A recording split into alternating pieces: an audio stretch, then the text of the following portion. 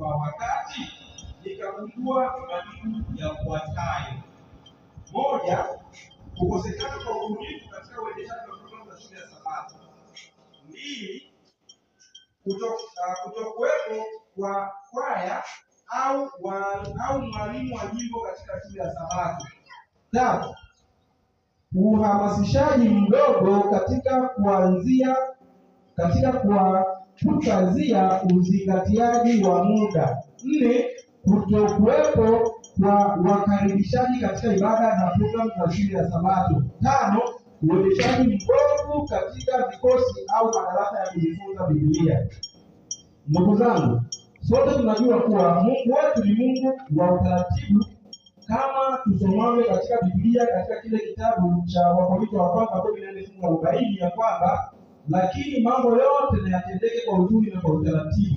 Hivyo basi, kama watu wanaomjua Mungu, inatupasa kuwa watu wenye utaratibu mzuri uletao utukufu kwa Mungu, na pia utufanyao sisi waabudu kuwa na shauku na bidii katika ibada ya programu zetu za shule ya Sabato. Hivyo basi, ili kuhakikisha tunafikiwa katika jambo hilo, ninatoa ushauri ufuatao kwa viongozi na waamini wa shule ya Sabato kwa ujumla. Moja, viongozi wa idara ya shule ya Sabato, kuweni na ubunifu katika uendeshaji wa ibada na programu za shule ya Sabato, kama vile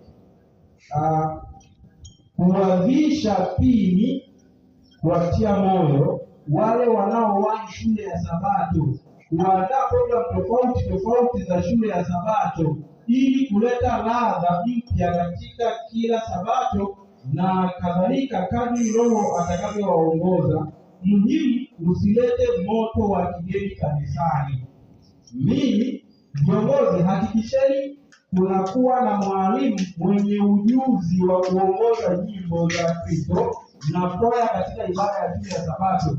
Watu wengi huwa wanapenda uimbaji, hivyo kuwepo na nyimbo nzuri na zenye mpangilio zitasaidia kuleta mvuto kwa wengi. Tatu, viongozi, hamasisheni swala la muda kwa washiriki wa shule ya Sabato, ninyi mkiwa mfano bora kwao.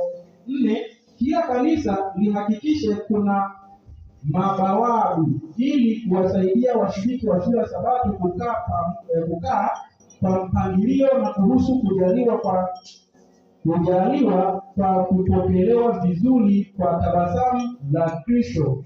Tano na mwisho, walimu wa vikosi, endesheni mijadala kwa kufuata miongozo ya shule ya Sabato, mkizingatia kugawa muda vizuri. Muda wa shuhuda uzingatiwe sana. Mambo haya machache yanaweza kuleta motisha ya kupenda na kufurahia programu za shule ya Sabato.